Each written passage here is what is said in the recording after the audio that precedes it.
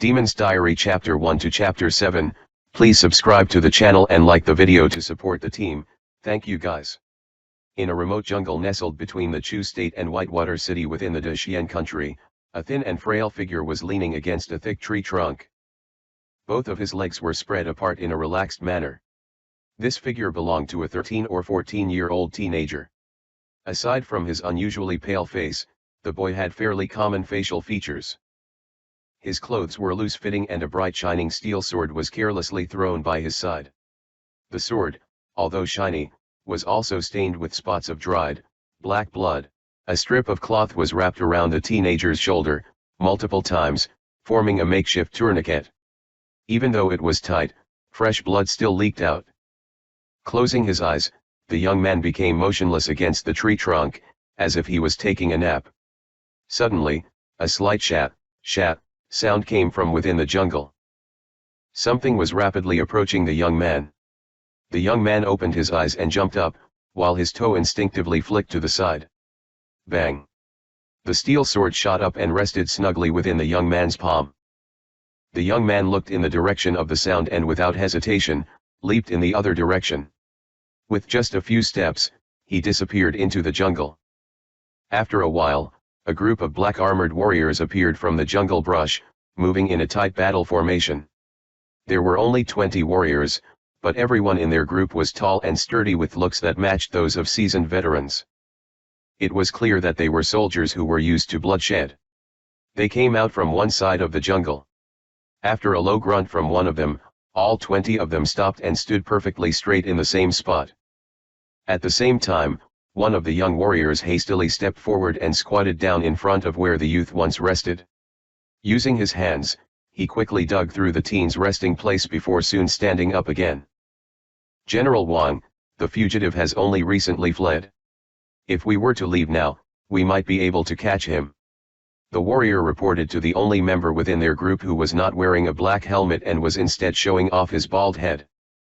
While the warriors were relatively tall, compared to this 2-meter giant next to them, they were much shorter in comparison. They were like children standing in front of an adult. Humph, there is no need to chase him. We've already secured the surrounding cities. No matter how cunning this brat is, he won't be able to escape. To that side, General Sidhu has already been waiting for a long time. Now, all we have to do is to slowly make our way over to him. The giant man snorted while staring in the direction the young man had escaped in. Sir, this is a huge criminal that the state demands be apprehended. If we capture him, we will have accomplished something great. Are we really going to give our prize away to General Sidhu? An armored warrior asked after a moment's hesitation. Something great? No matter. Whether General Sidhu gets our prize or not will depend on if he has the capability required to capture the fugitive. Regardless, let us slow down a bit so that we might be able to catch them both tired. The giant man said without emotion while wiping his bald head. Sir, what do you mean by that? General Sidhu has far more people than we do. Even if that young man knows a few skills, how will it be possible for him to stand against General Sidhu? Astounded, the young soldier stared at his commanding officer. Uxin, you've been by my side for quite some time now and I can tell that you are quite strong. However, if you were wanted by the government, what is the most you would be able to face and still be able to get away safely? The gigantic man didn't answer the young soldier directly, instead he replied with a deep question. Uxin is not an important name, no need to remember it. If I were fighting general detectives, then I could handle about 7 or 8 of them without a problem. However, if they numbered over 10, I would start having problems. The young soldier wasn't sure where his superior was going with his question, but regardless he answered the question. 7 or 8. Ha! Ever since the arrest warrant for this kid was issued, the number of general detectives killed while trying to capture him has already surpassed that paltry amount by 10-fold. The giant man roared with laughter, coldly explaining why he asked his original question. The general detectives have all been trained by specialists, though they cannot compare to us of the Black Tiger Guard, they definitely aren't as weak as the average person. The young soldier's face revealed a look of disbelief, he couldn't understand how this youngster could be that strong. This youth, he originally escaped from Savage Island, which in itself is no small feat. The island was originally designed to be a prison for the most diabolical of people. Each prisoner locked away there possesses great talent and power. Never should they be underestimated. The giant coldly stated. What? He escaped from Savage Island. The young soldier sucked in a breath and suddenly, another thought came to him. Hastily, he asked. Sir, I've heard that Savage Island sank overnight, and didn't they say that all of the prisoners sank with the island? The infamous Dead Sea surrounds it, a special ebony boat is required to traverse the waters. Nothing else is capable of staying afloat. I'm not too sure of that myself, but other than that young man, at least 10 others escaped from the Dead Sea. If it weren't for the fact that we accidentally found one of the escapees and interrogated him for information, I'm afraid that the courts would not have known about this at all. Consequently, the Black Tiger Guard would not have been sent to patrol this place either. No matter though, that young man we have to capture is the weakest criminal that escaped. Although he set up false trails and set us back half a month, all we need to do now is to head straight and we'll find him. And once we do, he's as good as dead. Shaking his head, the giant man slapped the back of his black spear. Of course, who doesn't know that Sir is ranked within the top 100 in the entire state? The young soldier praised the giant man as his respect for the tall soldier floated onto his face. Stop flattering me. We should get going. Waving his fan-like hand, the giant man rather bluntly commanded the soldiers to move out. Saluting, the young soldier returned to his spot among the others. Immediately the soldiers returned to their formation and each soldier quickly disappeared into the jungle. 1 cup of tea later, the soldiers left the jungle and entered a small but spacious meadow. The sight that greeted them left all of them stunned. TL, cup of tea later equals time it takes for tea to cool/finish infusing. The meadow, which originally had been lush green and had bloomed with plant life, was now dyed crimson red. In the middle of all the blood, the corpses of similarly dressed black armored soldiers were scattered across the ground.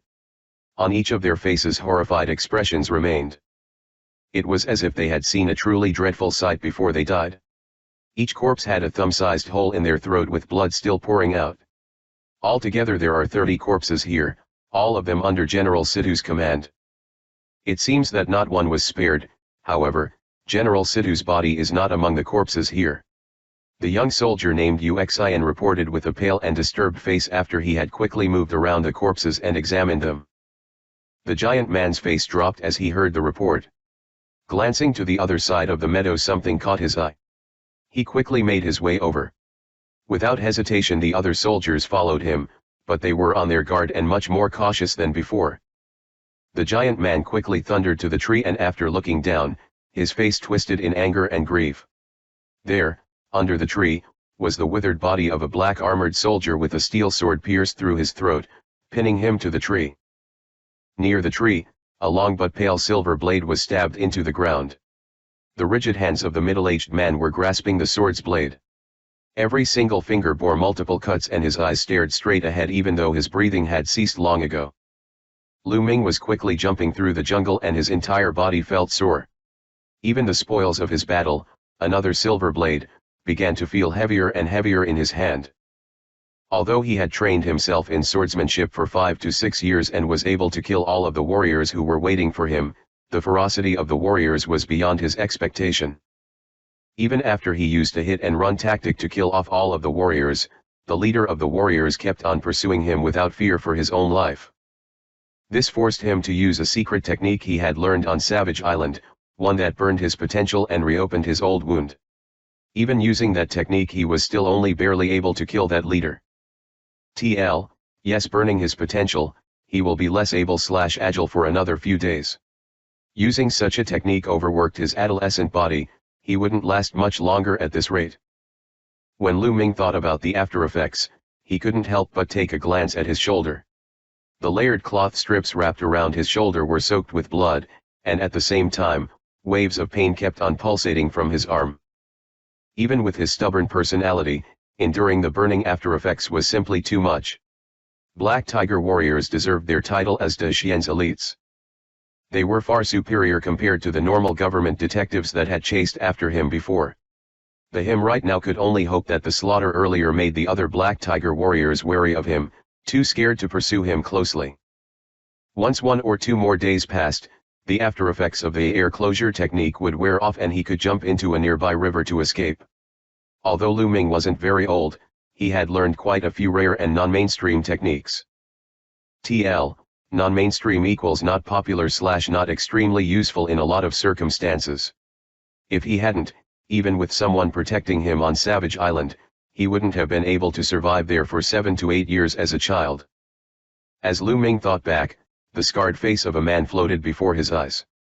Even though his demeanor was quite ferocious, when Lu Ming remembered him, his heart felt warm. Suddenly, Lu Ming's face turned dark and his body, which had been speeding forward, twisted itself to shift to the left and curled into a ball during the process. At the same time, "Xiao Xiao" sounds rang out ahead of him. A dozen, half-foot-long crossbow bolts shot out in front of him. They came whizzing out of the jungle with a couple of flashes and barely passed by the young man. Instead they pierced into a gray-white tree behind him. The bolts were shining coldly under the sun. It was obvious that they were made of high-grade steel. Most of the bolts were stuck to the tree and were still quivering slightly. "Who is it?" the young man coldly called out as he tumbled into a nearby bush and pressed his silver blade out in front of him. "Pretty good. No wonder you were able to live for so long under the pursuit of Black Tiger warriors. However, now that you've met the two of us, prepare to die." A sharp feminine voice came from ahead and 2 shadows, one of a man and the other of a woman, flickered out from a tree ahead of the young man. The woman was big and stout and looked around 30 years old. She wore crimson-red clothes and a giant red flower situated in her hair. Her face was rough and ugly, and in her hand was a mace whose length was nearly the height of a grown man. The man next to her was around 40 years old and had an ordinary-looking face. He wore blue silk robes and a short sword hung around his waist in a yellow wooden sheath. In his hand was a 3-foot-long crossbow. It was not loaded since he had just fired it at Lu Ming as an opening attack. "You two are not from the Black Tiger Guards, right?" Lu Ming took a deep breath and asked, as he eyed the 2 people closely. After living on Savage Island for such a long period, he had learned a long time ago to probe his enemy for weaknesses before starting a fight. His question was both a probe as to how strong they were and a way to stall for time. In actuality, as soon as their gazes had met, Lu Ming's brain had already started working. The woman, with her thick arms and heavy footstep, is obviously a strength type. She is possibly a bit inferior in speed, but with that weapon in her hand, even the slightest contact cannot be allowed. The man has white and steady hands and a shady look. He most likely has some kind of special skill. Against him, full attention and caution is required. The other 2 naturally did not know that the weak-looking teenager would be thinking about so much information in such a short time. This was their first time facing such a young opponent and they could not help but reveal an expression of interest. The man grabbed a new bolt with one hand and reloaded his crossbow, that had multiple vents, while saying icily, "Lu Yangzone, from the Yang city in the south. 7 years ago, he deceived the king and was sent to the jail in Nanlan County. He later died of sickness in jail. His son, however, was given a chance to live due to his young age, although he would have to live out the rest of his life imprisoned on Savage Island. Yet, a month ago, Savage Island sunk to the bottom of the Dead Sea for reasons unknown. Most of the prisoners died in the waters. Despite that, only Lu Ming and 11 other people escaped from the Dead Sea. Now the Ministry of Justice has issued silver rank bounties for the escaped convicts, dead or alive. Am I right?" The man's voice faded as the red woman next to him let out a sharp laugh. "Little brat, this man died 7 days ago by our hands. Was he your comrade?" She casually grabbed a leather bag from her waist and threw it on the ground. "Doc." The bag flipped around and out rolled a bloody head. The head was covered by quite a bit of facial hair, making him look around the age of 40. The head had a coarse dark expression on it while its mouth hung limply open. Lu Ming glanced at the head and his heart instantly dropped. He whispered a name, Steelhead. "So, I wasn't wrong. Looks like you do recognize him. Brat, if you quietly let us arrest you, the 2 of us can give you some leeway, and you might even survive after being judged. However, if you decide to make a move now, We will kill you without fail. The man dressed in blue said after he finished reloading his crossbow. The two of you already know so much about me, which means you two are probably from the Ministry of Justice. What level are you two? Using such empty promises to deceive me, are you lying to me because I'm young? The imperial law cannot be defied. With the number of Black Tiger guards I've killed, I'm afraid that even if the king himself was in my defense, I'd still be hacked into pieces. Lu Ming blinked his eyes and did not for a second believe the man in blue. The man snorted at this answer, neither denying nor confirming anything. The red woman to the side laughed and said, "It's unbelievable that this child is so young and still understands the imperial law so well. The people from Savage Island are extraordinary. Even if they are young, you cannot underestimate them. You are right that he, my husband, and I, the wife, serve the Ministry of Justice. Specifically, we're at the silver scale level. Little brother, when you die and reach the Huan Quan, don't blame us for bullying the weak. Husband, do it. TL, Huan Quan equals Chinese interpretation of where souls go." When the ugly woman finished talking, her expression suddenly turned cold. She attacked. The swing of her mace fiercely whistled through the air as it sped toward the young man. Despite her large body, she was abnormally agile. Even though the mace in her hand was gigantic, she swung it as if it was weightless. With perfect coordination, the man in blue on the other side raised the giant crossbow and fired a dozen bolts, which shot forth like cold rays of light, toward Lu Ming's sides. Lu Ming grimaced. If he dodged to the left or right, he would be jumping straight in front of the crossbow bolts, but if he remained in the center, then he would have to face the attack of the ugly woman. Their coordination was flawless. It was no wonder that the two of them were husband and wife. As Lu Ming looked at the scene, his face changed. However, his mind continued to move. The next moment he took in a breath of air, and his hand tightly clutched onto his silver blade. His sword became a streak of light as he swung it at the ugly woman's head. Even when face to face with the giant mace, Lu Ming paid it no heed. It was basically trading fatal hits.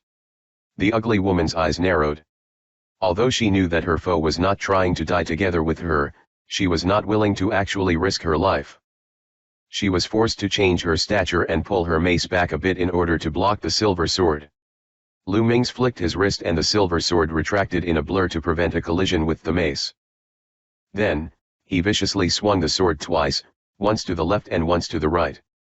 Dang dang! Two bolts that were swerving toward Lu Ming were instantly knocked away. Brat! From a distance, the man in blue could not bite back his curse when he saw his bolts stopped. Grasping something at his waist, he once again started to reload the crossbow. The special move he used earlier to secretly control the path of the bolts had dealt with countless strong enemies.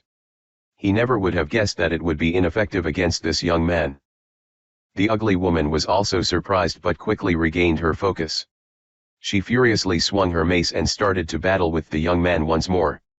Every time she swung the massive weapon, wind would rage around it. Her whole body grew huge in ferocity, as if transforming into a humanoid beast. Her strength was unstoppable. In contrast, Lu Ming's silver sword did not clash with the mace at all. It transformed into a ray of silver light as he circled around the ugly woman, trying to avoid most of the attacks. Although he was at a disadvantage, every attack of his was aimed at a vital spot of the ugly woman. Every attack forced her to slow down her offense in order to protect herself. Even though the woman's martial prowess was far above Lu Ming's, this situation caused her to yell out in frustration. Lu Ming did not care. He strengthened his resolve and continued to endlessly dance around the ugly woman. Looking at him right now, he almost seemed relaxed. However, in reality, he had once again used a secret technique to squeeze out the last bit of strength from his body. Otherwise, his weak body would have been blown away by the violent winds created by the mace alone and he would have been unable to attack the woman. From afar, as the man in blue saw the situation at hand, his was shocked. He was fully aware of how powerful his wife was. Although they would often practice with each other, he would never dare fight her directly in such a straightforward manner. However, this boy who was still in his teens could actually accomplish such a thing. It was as if this boy started training martial arts while in his mother's womb. To his knowledge, some wealthy nobles would have their descendant train in body strengthening techniques from an early age. They would use various medicinal baths and have them ingest elixirs non-stop, but even the most intense training would never produce someone as strong as the young man in front of him right now. Fortunately, the young man was still young and his strength was obviously not enough. If another 3 or 4 years had passed, even if the husband and wife fought together as hard as they could, they wouldn't be able to safely get away. Of course, the young man would never have that chance now that they had found him. As the man in blue thought of this, his killing intent rose even more. He raised his crossbow with one hand and, with his other, took out his short sword from its wooden sheath. The short sword was gray and was almost weightless, it was made out of bone. With the slightest motion, the man stealthily rushed closer to the battlefield without a sound. It only took Lu Ming a glance to discern the man in blue's deceptive actions. His already tense heart sank deeper into despair. He could barely face one of them alone. If the two of them attacked together, his life would truly end here. Looks like he couldn't help but risk his life once more. Thinking to this point, his heart no longer had any hesitation. Against the giant mace, he actually stopped dodging. Raising his sword with his arm, he whispered, through the throat. Veins popped out on Lu Ming's arm and his arm suddenly grew by at least a full circle. The silver sword made some strange movements, transforming into a silver ray that directly pierced through the woman's throat. The speed of it was vastly higher than previously demonstrated. The woman was startled by the scene and tried to retract her mace to defend, but it was too late.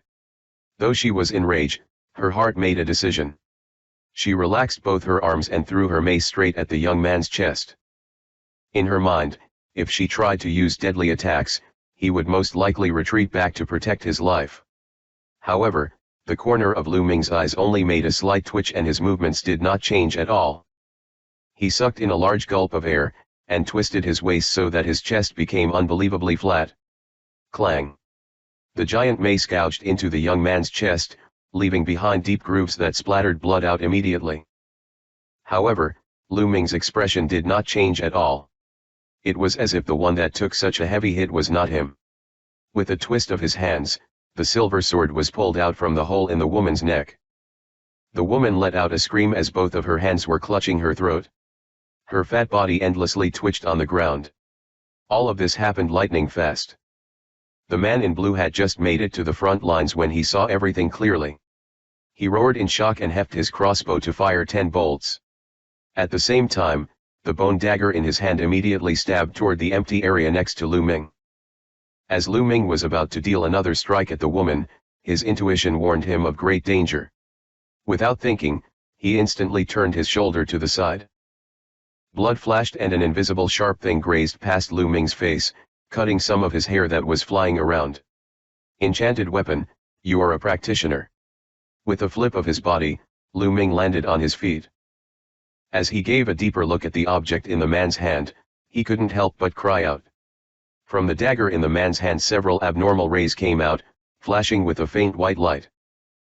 Brat, you dare hurt my wife? You're definitely dead now.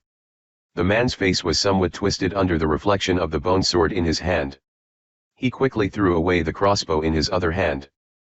He then took out a red pill and shoved it into his mouth. Obviously that logic-defying attack wasn't something that he could easily perform. Seeing that, Lu Ming screamed, projectile incoming. He then threw a white blob toward the still twitching woman on the ground while he leaped back and scrambled into the jungle beside him. Seeing this, the man paused before he flew into a fit of rage. He couldn't leave the woman on the ground alone and thus had to shift sideways to use the bone sword to stab into the air in front the incoming projectile. With a hong, the white blob was hit by something invisible in mid-air and exploded. A glob of gray-white powder spread out and covered everything within a few meters. Seeing this, the blue-robed man became cautious and didn't dare let the powder touch him. He quickly held the bone sword in front of his chest while he pushed his other hand lightly away from him as he spoke 2 words, elemental wall. With the words, the bone sword let out a faint light as an invisible air wave came from it and pushed away the surrounding powder.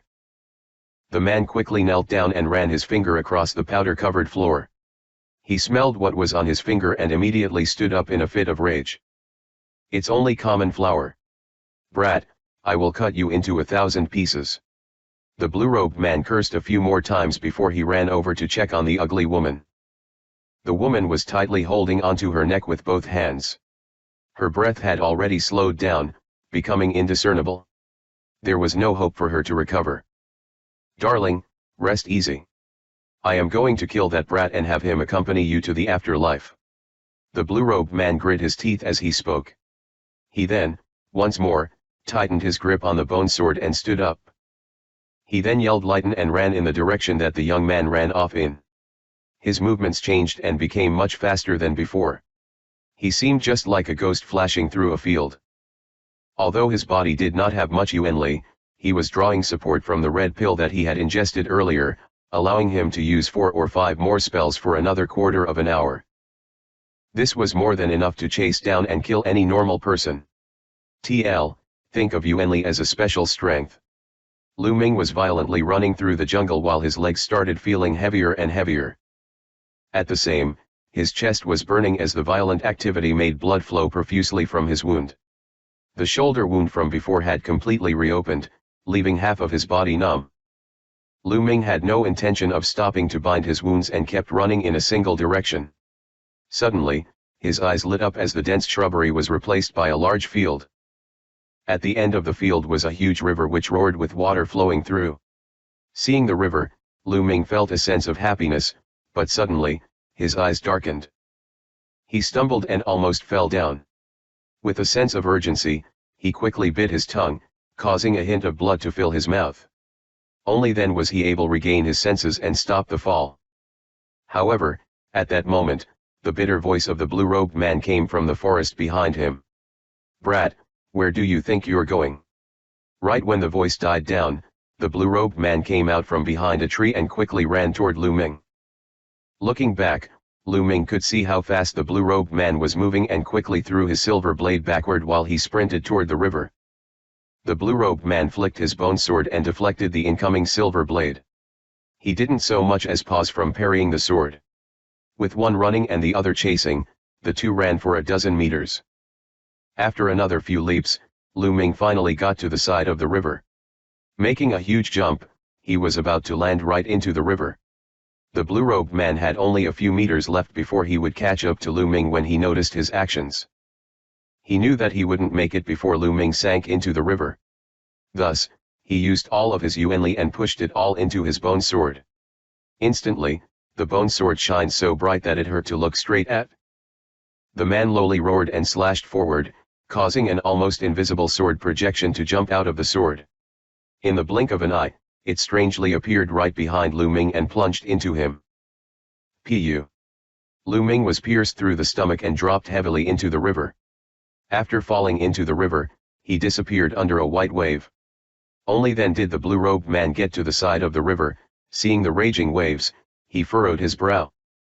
He believed that with the combination of his bone sword's attack and the ferocity of the river, Lu Ming would have no chance of survival. However, he couldn't be sure without seeing the corpse. Although, he didn't know how to swim and this river's power was enough to run the corpse to a far, distant place. The man thought about it for a while and looked at the bone sword in his hand. The weapon, called a practitioner weapon, no longer had the bright shine it generated before and had returned back to its original state. The blue-robed man lingered for a moment, but could only leave in frustration when Lu Ming's body didn't float back up.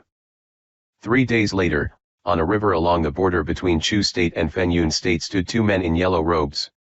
One was tall and the other short, and they were blankly staring at a well-dressed corpse. Beside the corpse in front of the two, there were 7 or 8 more corpses that all had gray jumpsuits. However, unlike the well-dressed corpse, these corpses all had horrible wounds. The wounds varied from being cut in half to having their heads bashed in. "What do we do? Since young master died so easily, what do we say to our clan head?" The speaker was the short and skinny man who had a sword behind his back. His face was quite narrow and his eyes were triangular, giving off the impression of being quite deadly. However, his face was full of worry as he asked his companion. "Gu Lao-san, if you ask me, who do I ask? Who knew that this young master was so stupid? To actually let a thief get close to him and cut his throat when he's a beginning practitioner. Even though we have quite a few spirit medicines that the clan head gave us, even with them, he still wouldn't have a chance of surviving. The tall companion with a square face said. His face was full of frustration. TL, Lao San equals third brother, usually not related by blood. Guan Lauda, no matter how stupid he is still the clan head's adopted son. In addition, the clan head paid a huge price to get him a place in the ceremony. Now that he died halfway there, what are we going to tell the clan head? I fear that us getting beat is inevitable. Gu Lao San sighed as a vague sense of fear appeared on his face. TL, Lauda equals first brother or elder brother. HMPF. If getting beat is enough punishment for this, I will be burning incense. Guan Lauda's face muscles shuddered as he uttered a sentence that Gu Lao San did not expect. TL, in China, you burn incense for the dead, so he's implying they are going to die. Guan Lauda, what do you mean by that? You and I are true middle-tier practitioners. Even if the clan head dearly loved his adopted son, do not tell me that we really have to repay this with our lives. Gu Lao San looked at his fat companion with eyes wide open. You think this youngster's identity is simply the adopted son of the head? Although this young master has a spiritual pulse, his attitude is horrible and he's quite brutal. He has almost no chance to approach the clan head. Why do you think such a person would at all be adopted by our clan head? Let me tell you that this young master is the clan head's illegitimate child, born from a mistress. The adopted son is just an excuse for this kid to become the clan head's son. Guan Lauda sneered as Gu Lao San stared dumbstruck at him. What? Young master is really the clan head's own flesh and blood. Guan Lauda, how do you know such a crucial thing? The thin person shuddered as he stuttered out some words.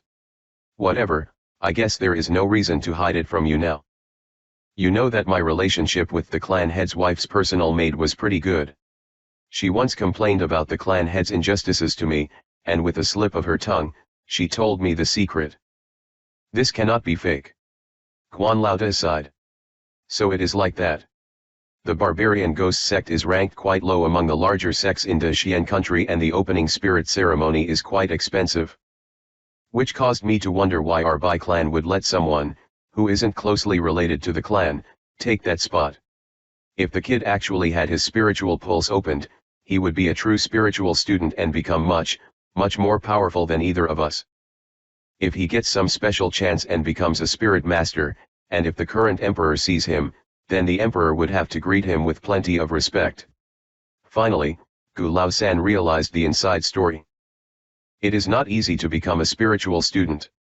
Not only do you have to have a spiritual pulse, you cannot be older than 15 when you participate in the opening spirit ceremony. Every year, only a handful of participants pass the ceremony and a majority of them die during the ceremony. Even if one luckily survives, one has to work under the sect as a normal practitioner for 20 years. Head's decision to send his son this time was probably a bet. Even though Bai clan has quite a few spiritual pulse members, most of them have failed in the opening spirit ceremony. Those that survived are stuck in the sect and are being used as raw labor. Only Lady Yan had a successful spiritual opening and became a spiritual student of the Sky Moon sect. Unfortunately, Lady Yan is a girl and will one day marry someone. Head definitely wants his own son to become a spiritual student so that the Bai clan can keep its practitioner clan status for another few dozen years. Guan Lauda explained even more. Looks like clan head put great hope in this young master. However, the more hope put into the young master, the larger the chance is that we will die when we go back. How about we escape from Daxian country and never return to the Bai clan?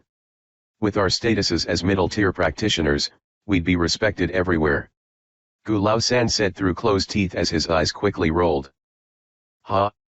Leave the Daxian country? You really think that the heart-nourishing pill given to us by the clan head was spiritual medicine? Think about what happened to the people who previously betrayed the Bai clan. In addition, our families are both still living within the Bai clan. If we leave now, how are they going to live? If I remember correctly, you married a beautiful lady last year and she became pregnant earlier this year. According to Dr. Zhang, there's an 80% chance that it will be a boy. Guan Lauda spoke loudly, but his expression was grave. This Hearing what he said caused Gu Lao San to feel as if cold water had been poured onto his head. He stood motionless without saying a word. If it truly does not work, I do have a desperate plan. Though our chances to live do not exceed 20%.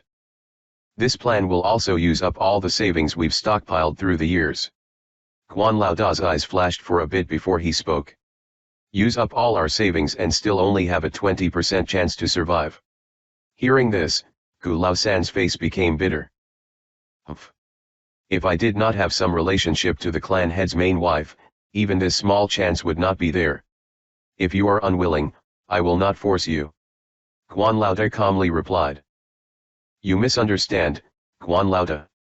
How could I possibly refuse? If it can preserve our lives, using all of our wealth is not a big deal. Gu Lao San quickly said in shock and apologetically smiled. If you understand, then great. Let's not waste any time. Before news gets back to the clan we need to sneak back in order to quickly prepare. Guan Lao Da's expression relaxed a bit. This time, Gu Lao San only nodded his head, not daring to show any unwanted expressions. The two of them discussed the plan a little more in front of the new grave. From his chest, Guan Lao Da pulled out a pair of green gloves, made of unknown material and shouted. From the pair of green gloves, a layer of bright, white light rushed toward the ground in front of him. Boom! Soil and countless wild grasses flew in different directions as a 3-foot-deep pit appeared in front of the two. Gu Lao San circled around the pit before he kicked the corpses into it. When he walked over to the young man's corpse, he hesitated a bit before he reached behind his back and pulled his sword out of its sheath. With a swipe of his finger over the sword, a green light scattered from its surface. With a twist of Gu Lao San's wrist, he prepared to use his sword to do something to the corpse. Although, Guan Lao Da was simply watching from the side, his ears twitched and his expression changed. He then turned toward the river and yelled, "Who is it? Who dares to sneak around and eavesdrop on us?" As soon as he finished talking, Guan Lao Da moved his arm. On his fist, a light shone and a frightening air mass flew out. A muffled noise. About 100 feet away, the underbrush started to violently shake. A weak figure crawled out, before he lay down on the ground motionlessly. Guan Lao Da saw this and walked over. With a kick, he flipped over the weak-looking figure to make him face up. Surprisingly, it was a young man with his eyes shut. His clothes were in tatters and he was completely unconscious. Could it be he came from the river? Looks like I do not even have to do anything and he still won't live for much longer. Guan Lao Da gave the young man another glance and relaxed after confirming that there was no threat. Still, hurry up and finish him off. What we just said cannot be leaked out. Hearing Guan Lao Da, Gu Lao San relaxed a bit beside the hole. Without hesitation he still called for a murderous act. You do not need to tell me that, I know. This kid's appearance, Guan Lao Da was slightly annoyed at Gu Lao San and the gloves on his fists started to shine once more. However, just as the light swept across the young man's face, he became shocked. What's happening? What's wrong with his appearance? As Gu Lao San saw Guan Lao Da lower his glove, Gu Lao San naturally became curious. If you come over here you will know. Guan Lao Da pulled back his fist and waved Gu Lao San over with a strange expression. Seeing that, Gu Lao San's curiosity grew. He did not think much as he sheathed the sword in his hand and walked over to Guan Lao Da. Who is this kid and why does he look exactly like the young master? After the thin man saw the young man's appearance, he couldn't help but exclaim in shock. It's somewhat close, but his face is somewhat pale. His brows are also much thicker and he has many scars on his face. In addition, his skin is somewhat rough and much different from the young master's smooth skin from never having to work hard. Guan Lao Da took a breath and closely observed before coming to a conclusion. There are a lot of people that have similar appearances in this world. It isn't too weird to meet someone that has an appearance similar to the young master. It doesn't matter how similar this kid looked to the young master, since the young master had a spiritual pulse and was going to be a practitioner like you and me. Gu Lao San also calmed down and carefully analyzed the situation.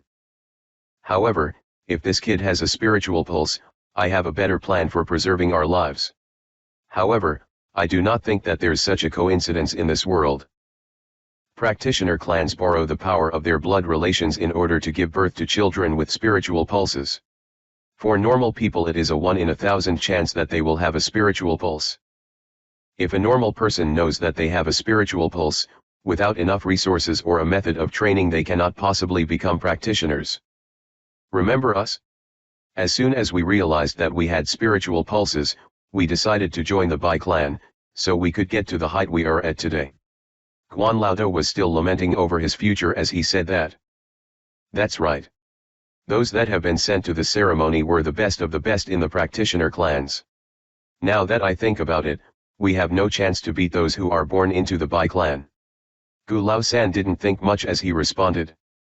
Nothing we say helps right now. Let's first try our best to keep our lives. Seeing that this kid is quite young, I will leave him with an intact body. Guan Laoda didn't say much more and tensed his arm up. On the tip of his hand were nearly invisible green sparkles. Naturally, Gu Lao-san had no objections to the killing of this kid. With a shake of his arm, Guan Laoda's greenish fist landed silently on the young man's dantian. Even though the attack seemed extremely weak, Guan Laoda had used the power of his practitioner weapon. Therefore, the power within the strike was enough to shatter the kid's internal organs and thus would take his life within seconds. As soon as Gu Lao-san saw the green light on Guan Laoda's fists, he turned around and was about to manage his young master's corpse. However, right then, a surprised yelp came from behind him. No way, this kid has Yuanli. He has a spiritual pulse. Guan Laoda's voice was shaking quite a bit as he called out. Hearing him, Gu Lao-san quickly looked back. He saw Guan Laoda holding his fist while the green light on his fist had completely disappeared. However, on the young man's stomach, a ring of near-invisible white light was silently pulsating and looked as if it was about to die out at any moment. Yuanli protection. This kid definitely has a spiritual pulse and probably has quite a decent Yuanli foundation too. Gu Lao-san was quite stunned. Haha, this time, it's a true miracle. Gu Lao-san, we do not need to go back to Bai clan anymore. With this kid, we can live our lives without worry. Guan Laoda stared blankly at the kid who was still in a coma before he started to laugh freely. A hint of insanity was visible on his face. Guan Laoda, what do you mean? Why does this kid having a spiritual pulse save our lives? Gu Lao-san blinked his eyes and was still quite confused. Why does the clan head want to kill us? Guan Laoda stopped laughing and asked back. Because the young master died while we were supposed to protect him. Gu Lao-san looked even more confused. Hee, but is the young master not right here? Guan Laoda said and pointed at the kid in front of him while sneering.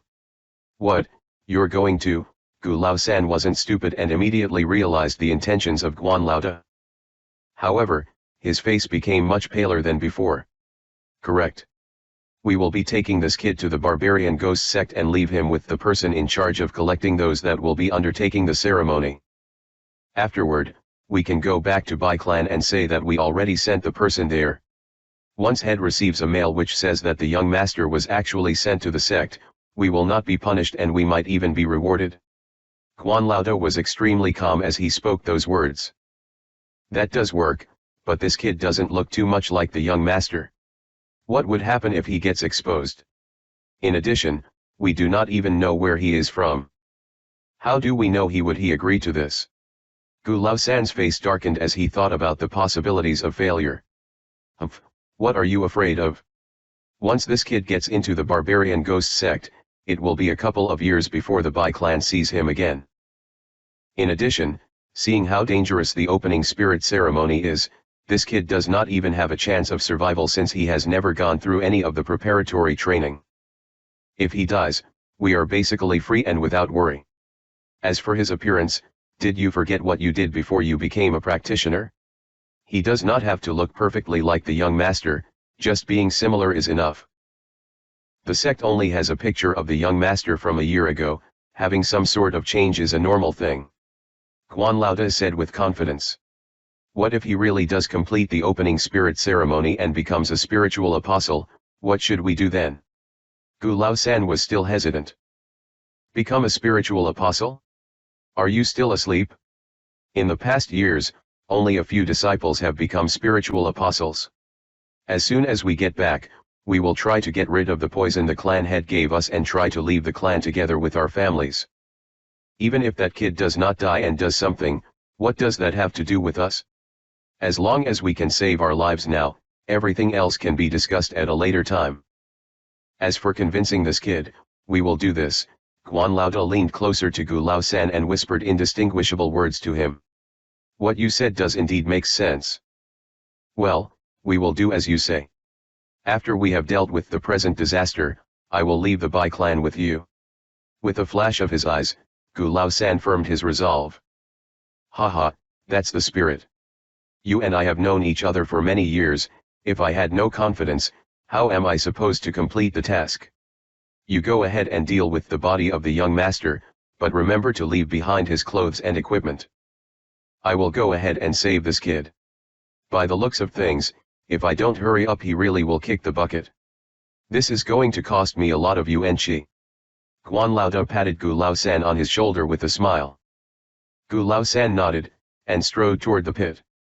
Guan Lao Da dealt with the kid's clothes with a few swift motions, immediately exposing the vicious wounds all over his body, along with numerous other scars.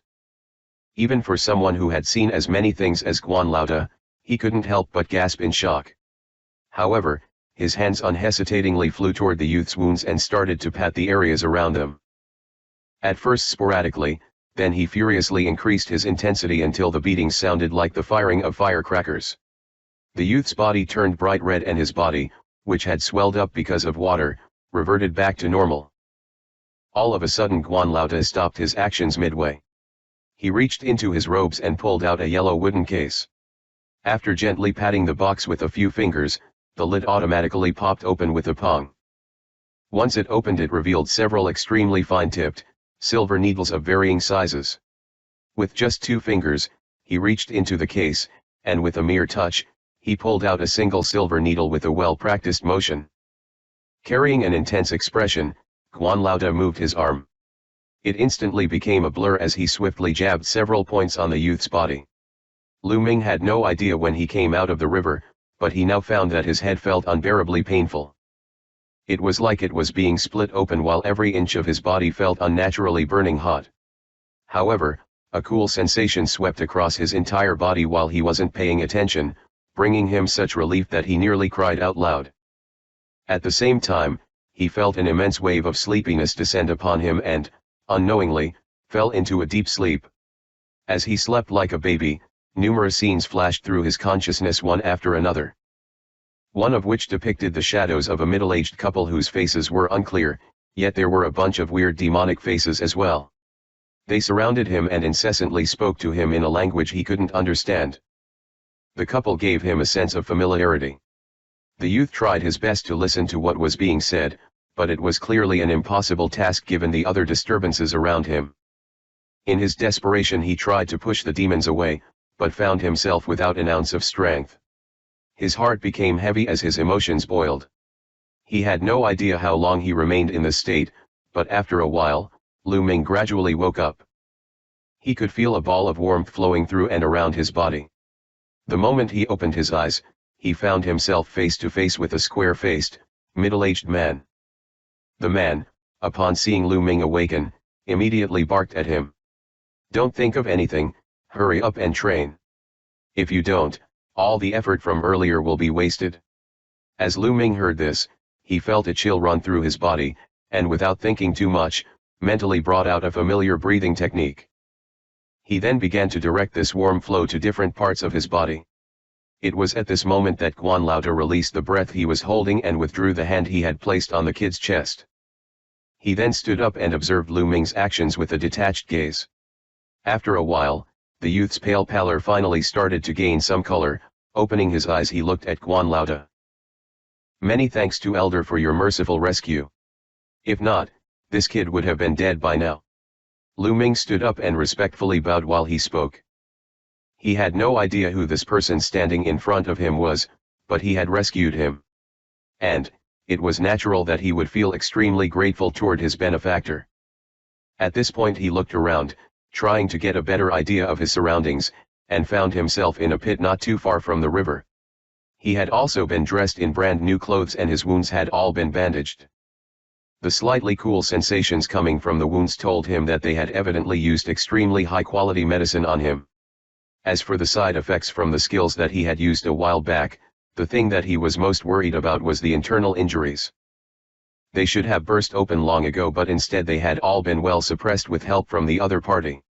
However, no matter how skilled this stranger was, the disastrous condition of his body was simply too devastating. It was only a matter of time before his injuries would begin to act up again. While he was on Savage Island, he had learned some forbidden techniques from the prisoners there. Those techniques were extremely effective against enemies, but the price paid for using them was extremely high as well. It was basically a double-edged sword. If it wasn't for the teachings of Uncle Qian, who taught him a set of breathing techniques that allowed his recovery to far surpass that of an ordinary human being, he would never even have considered using these secret techniques so casually. The fact that he did not die from his injuries when he fell into the river was largely due to the effectiveness of this nameless breathing technique. Seeing the composure of this youth, Guan Laoda was slightly taken aback but still presented a smile as he replied. "It's nothing, saving you was just a little thing." "Ah, you do not seem to be alone," Lu Ming said unexpectedly. "I have a partner who went to settle some other stuff, but he will be back soon. By the looks of things, you have not eaten in a number of days. Eat up first, then we will talk about other things," Guan Laoda said with a hearty smile. Guan Laoda walked a few steps away and bent over, pulling out a package wrapped in a flowery cloth from some unknown place. Upon opening it, it was revealed that it was full of all kinds of delicious snacks, which he brought and placed in front of the youth. Indeed, Lu Ming had been starving for a long time. With a word of thanks he took the package and started to stuff his face ravenously. In a flash, he devoured 7 or 8 pastries of varying sizes, upon which he slowed down his eating speed. "There is no need to rush, young one. If there is not enough, I still have more with me." "All right, may I have the pleasure of knowing your name? Why were you in such a place and with such ridiculously heavy injuries?" Guan Laoda asked as he laughed. "I am a merchant, my name is Yang Yuan. Originally I was transporting a shipment of extremely valuable cargo with my uncle, ready to do business somewhere else. Unfortunately we met a group of bandits on the way. I escaped into the river while I have no idea if my uncle managed to survive or not." Lu Ming gave a fake name as he sighed with a sorrowful expression. While he was on Savage Island, Lu Ming had learned a technique to manipulate his emotions and control his facial muscles from a well-known fraud. It was a simple matter for him to produce such an expression. Now that he was a wanted fugitive, carelessly giving out his real name would bring him no end of trouble. "Ah, Brother Yang, it was such misfortune for you to encounter bandits. Indeed, in recent times the world is in turmoil. To think that these bandits would have the nerve to commit these crimes in broad daylight, they really have no fear. When we return I will get the head to report it to the officials and put out several wanted posters, making sure that this band of bandits will definitely be arrested." Guan Laoda expressed his fury upon hearing about the bandits and inadvertently revealed his true feelings. If not for bandits killing the young master they were escorting, the pair would never have fallen into such dire circumstances. "If that is true, my uncle's spirit in heaven will definitely thank you," Lu Ming replied with a somber expression. "This is a small issue, do not worry about it. However, from your injuries, it looks as though you have experienced a fierce battle and even used abilities that burned your own potential. If not, then the healing process would not have been so troublesome." Guan Laoda asked while looking troubled. "My uncle and I both learned a handful of fighting skills and were schooled in some secret techniques. We engaged the bandits in a fierce, all-out battle. Due to their overwhelming numbers I only had one escape route, which was the river," Lu Ming replied without too much thought. "Brother Yang, you are too humble.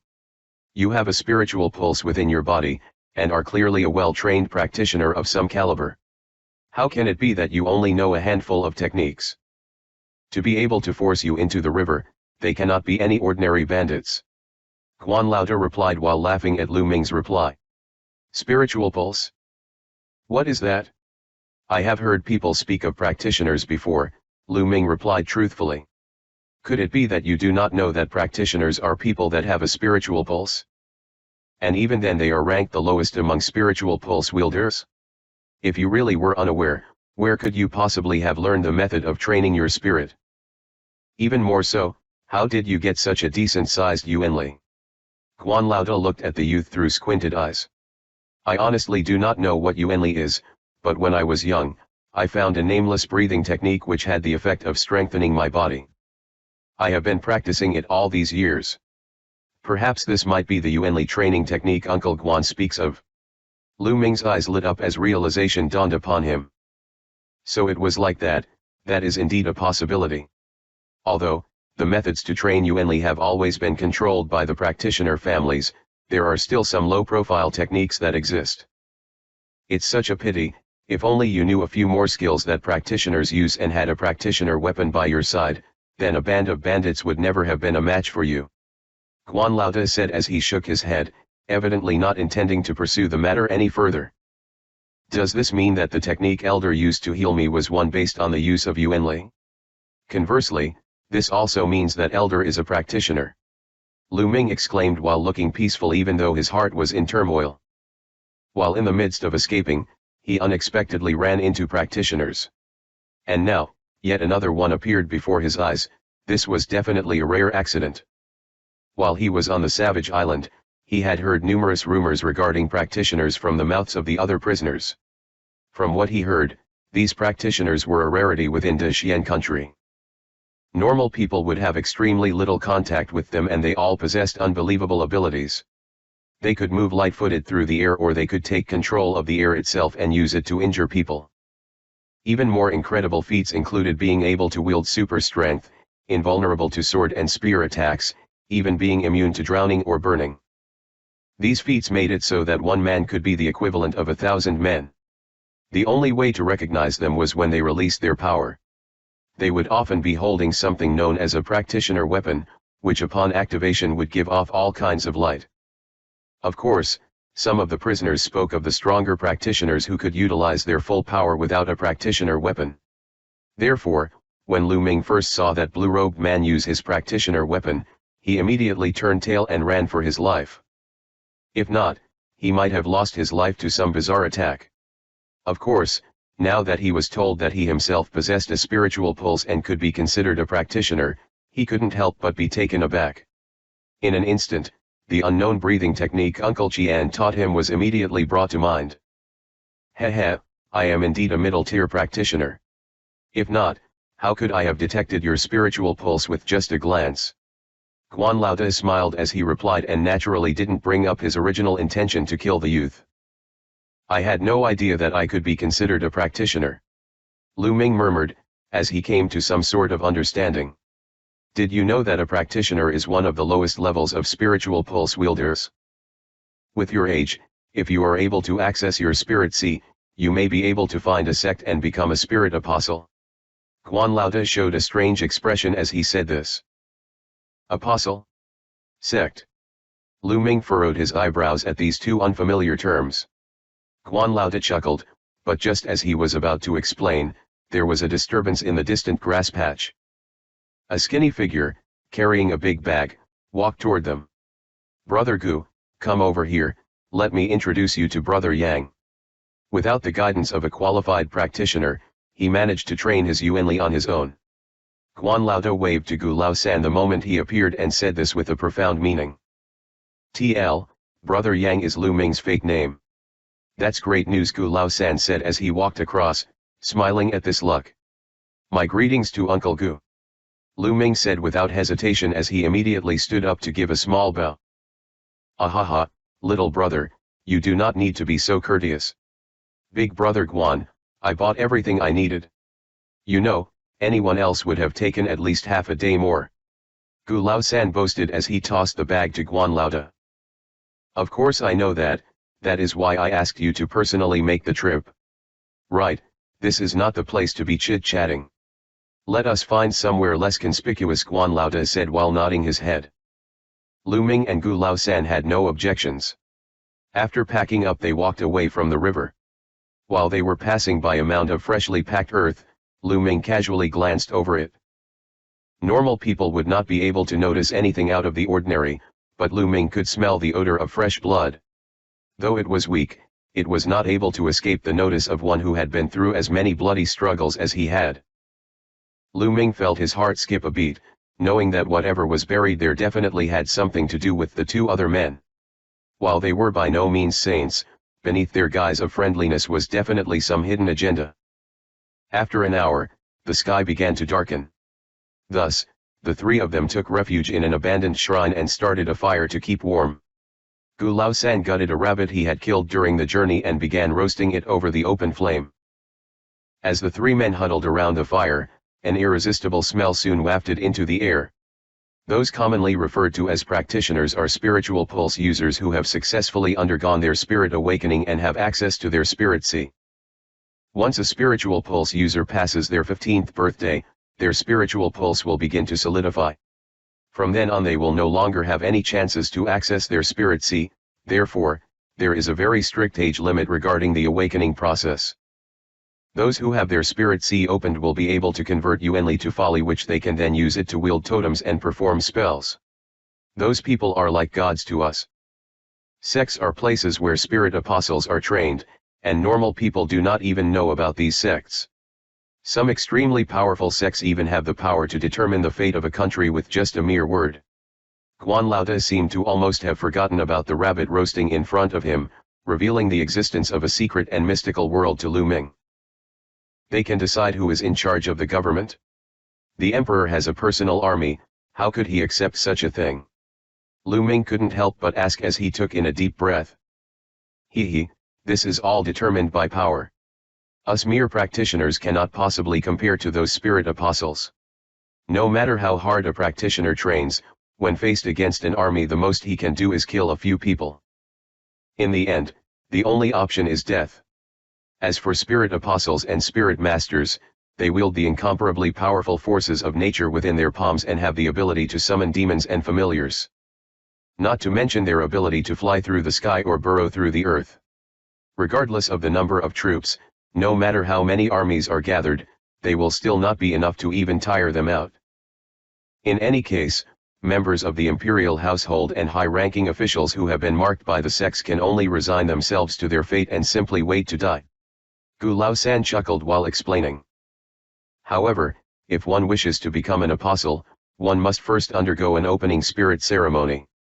Every awakening consumes an immense number of spirit ingredients that the sects have painstakingly procured over the course of many years. As such, apart from spiritual pulse apprentices the sect has personally raised, ordinary practitioners who wish to join the sect must first fork over a horrifyingly large sum of resources. In addition, a sect in the kingdom of Dexian is about to perform their opening spirit ceremony very soon. So that's how it is. Lu Ming exclaimed as a glint flashed in his eyes, but he didn't say anything more. Gu Laosan saw this, and couldn't leave it alone, so he suddenly remarked in an enticing manner, "Young brother, do you not wish to become part of a sect? Once you become a spirit apostle, not only will you attain unbelievable power, but your life force will increase tremendously as well. Enough for you to easily live to be 200 years old. In the first place, I am merely a commoner, and only now have I learned that I have always had the capability to become a practitioner. I could not possibly dream of such an impossible thing. Furthermore, I have never believed in having anything handed to me on a silver platter anyway." The youth unexpectedly rejected Gu Laosan's proposal. This reaction left Gu Laosan momentarily lost for words. Upon seeing his companion's flustered reaction, Guan Laoda glared at him fiercely. After sighing deeply, he faced the youth and said, "Young brother, you have probably noticed as well. Well, I won't deceive you anymore. Indeed, while the two of us had ulterior motives for rescuing you, this however is also an unbelievable opportunity for you. Once you pass it over, you will most likely regret it for the rest of your life. Would you just hear me out? Since both uncles have said so, I will listen to what you have to say." Lu Ming's expression did not change as he agreed with hesitation. "Well, here's the deal. The two of us are simply henchmen for the Bai clan. This time we received the order to send a young master to take part in the opening spirit ceremony hosted by the barbarian ghost sect. Guan Laoda was no fool either and knew that Lu Ming already harbored some suspicions toward them. Thus, he no longer had any intention of hiding the impending crisis that was about to befall the two of them, and completely spilled the beans in front of Lu Ming. There was no other choice, and thus we wish to use you to replace the young master to take part in the opening spirit ceremony.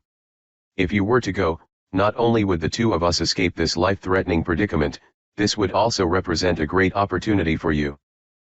This is the kind of opportunity that wouldn't present itself no matter how much the other members of the Bai clan begged for it. My guess is that the source of your troubles also isn't as simple as just meeting a bunch of bandits, but once you become an spirit apostle of the sect, there is nothing in the world of mortals that you cannot solve. Guan Laoda said with a heavy heart. There was a slight change in Lu Ming's expression as he listened up to this point. This opening spirit ceremony should be very dangerous, shouldn't it? What would happen if I do not successfully complete it? In order to achieve great power, one must also experience a certain degree of danger, but I am sure that it will be no problem for our young brother here. Even if you do not pass, that is a small matter, and you simply have to stay with the sect for a few years and perform services. Guan Laoda replied easily with a straight face. Lu Ming slightly furrowed his brows. He knew that Guan Laoda definitely wasn't telling him the whole truth, but he also knew that it wouldn't come out no matter how much he asked. More importantly, he did feel somewhat interested in the opening spirit ceremony itself. After spending such a long time on Savage Island, Lu Ming had learned early on that as long as one wielded enough power, one would be free to do as one liked. All the numerous desires he had buried deep in his heart for all this time clawed at him to become extremely strong in order to fulfill them. In any case, if he disagreed, it seemed like the two practitioners in front of him would not let him go so easily. Furthermore, should he decide to be uncooperative after they had divulged such sensitive information, it would seem likely that only the word death would be enough for them to safely protect their secret. After contemplating in his heart for a long time, Lu Ming finally came to a decision.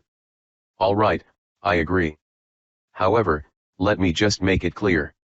This situation will definitely be extremely dangerous, and after I help you this once, I will consider my debt for being rescued as having been paid in full. Furthermore, in order to bring me to the barbarian ghost sect, I wish for the two of you uncles to promise me two things. If you are willing to replace the young master and take part in the opening spirit ceremony, no matter how many conditions you throw at us, we will agree to them all. Gu Lao-san proclaimed excitedly upon hearing Lu Ming's words. After some consideration, Guan Laoda also nodded his head. Both uncles know that even though my body has Yuan Li, I have no knowledge of any of the practitioner techniques. Thus, I hope during the course of this journey, you guys will pass some skills onto me that will help me preserve my life. The other condition is that I wish to obtain this young master's practitioner weapon. Being a young master, the practitioner weapon he used shouldn't be too shabby, and thus in the event I encounter any problems within the barbarian ghost sect, I should still be able to deal with it to some degree. Lu Ming laid out his demands without reservation. The first condition is a good one. Even if you had not mentioned it, it was a given that we would have done so anyway.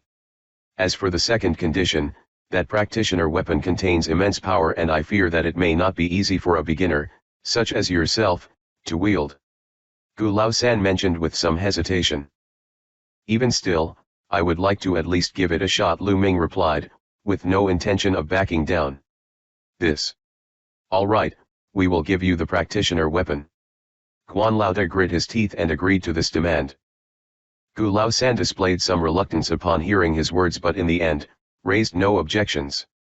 Right then, from now on I will do my best to accommodate the request. However, I still do not know what the previous young master was called. I will need to use his name from now on after all. Lu Ming said as he nodded his head. Young master was named by Kong Tian. Here, younger brother, you should take his possessions.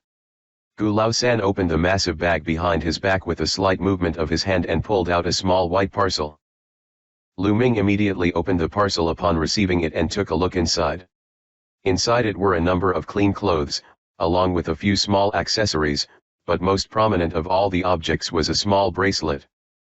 The bronze bracelet was fashioned in an ancient style and had rows and rows of silver flower patterns imprinted on the front. It gave one the impression that it was abnormally heavy for its appearance. Lu Ming couldn't help but pick up the bronze bracelet with an astonished expression on his face. This bronze bracelet was as light as the wind, as if it was weightless.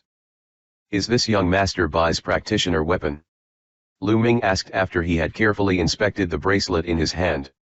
"That's right. The Tiger's Bite bracelet is a rarely seen, upper-tier practitioner weapon in both its offensive and defensive capabilities. It can be ranked among the top 10 practitioner weapons within the Bai clan." Gu Laosan explained while he looked at the bracelet with an air of reluctance.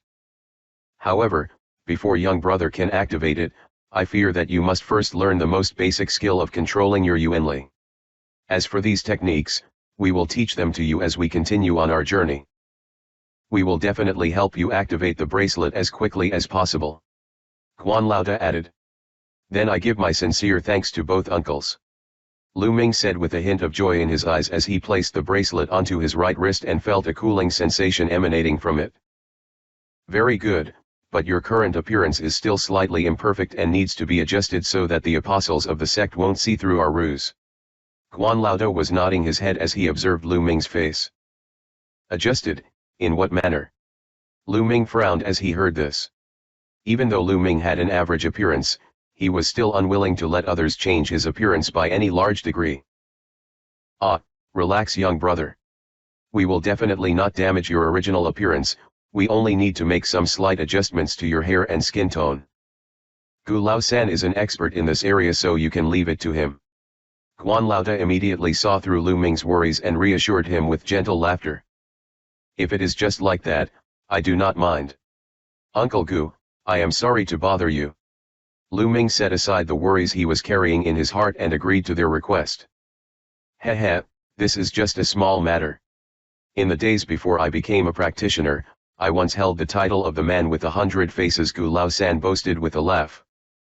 At this, he turned around and pulled out a number of vials from his massive bag, along with some small yet unnaturally sharp blades, and gestured for the youth to come over.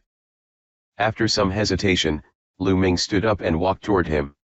An hour later, in front of Lu Ming was a shiny bronze mirror that cast light upon his facial features. The eyebrows are slightly lighter and the hairs that were originally crooked have been fixed. A silver hairband has been added to the forehead, giving off an air of elegance. However, the biggest change is still. Lu Ming raised both his hands, which could originally be considered a rather healthy pair, and discovered that they had now become abnormally white, giving him the appearance of a pampered noble. "Take this vial of skin washer, apply it to your body once every night. I'll brew a few more bottles for you during our journey. By the time we reach the barbarian ghost sect, your skin color will remain as such for some time. By the time the color begins to fade, nobody will notice it anyway.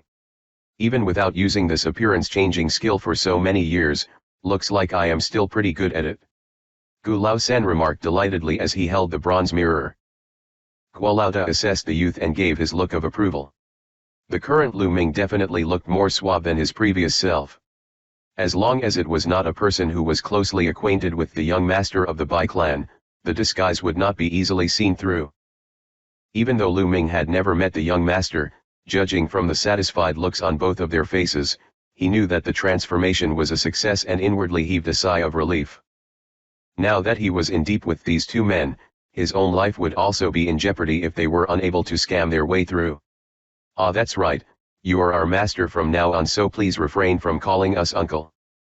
Just address us as Guanda or Gu-san, just to prevent any slip-ups when we get there," Guan Laoda remarked. "I got it," Lu Ming replied with a heavy expression.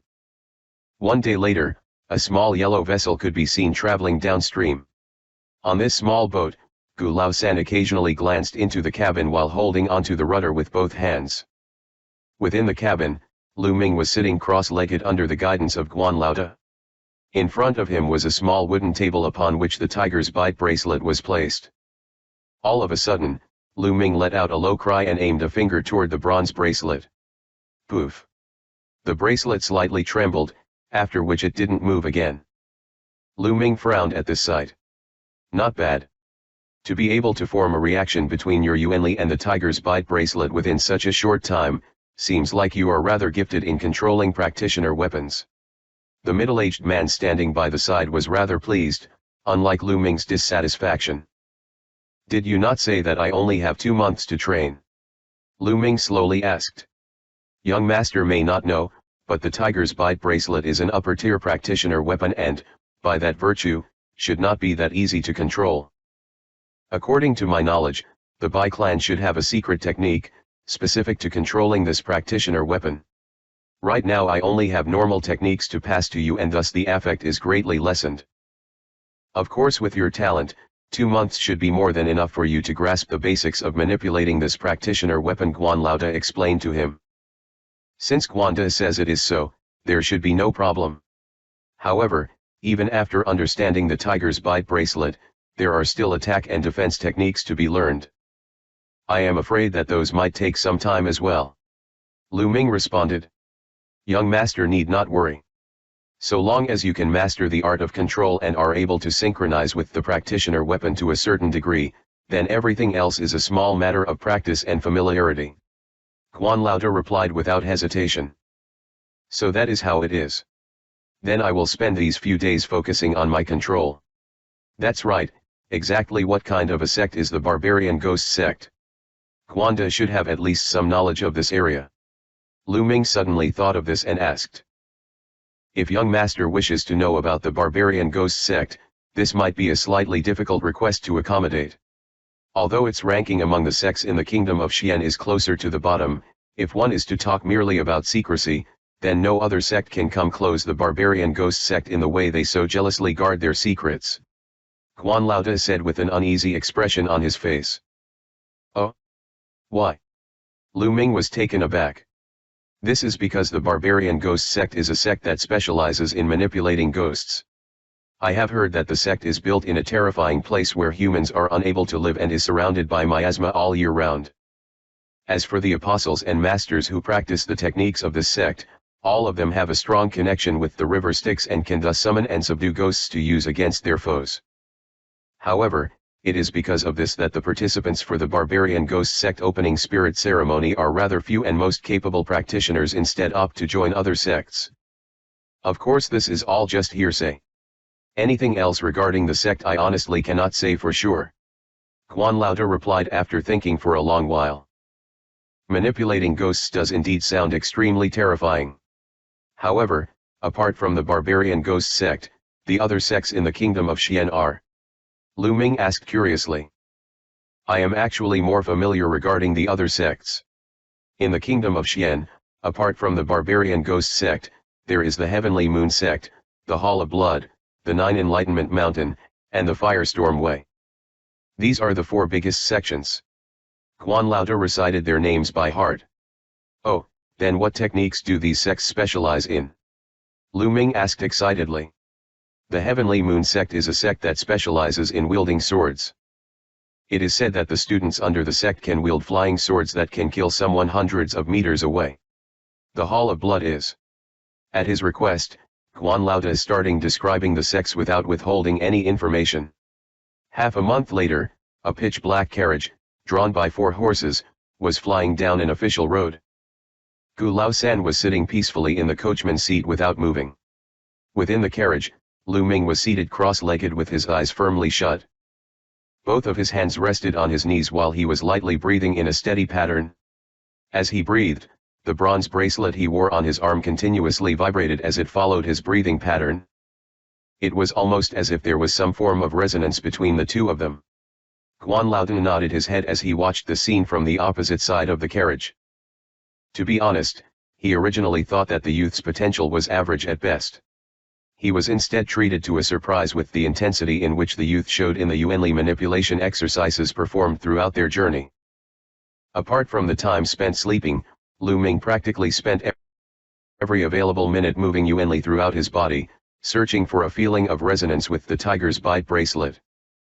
Even during meal times, one could get a glimpse of the bracelet on his hand vibrating and producing light yellow glow. This form of training was extremely dry and boring and required the highest levels of concentration and discipline from the practitioner.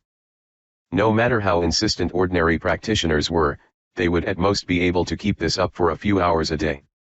Any longer than that and it would definitely take a toll on their spirit, causing them to be unable to focus. It would basically become a Sisyphean task.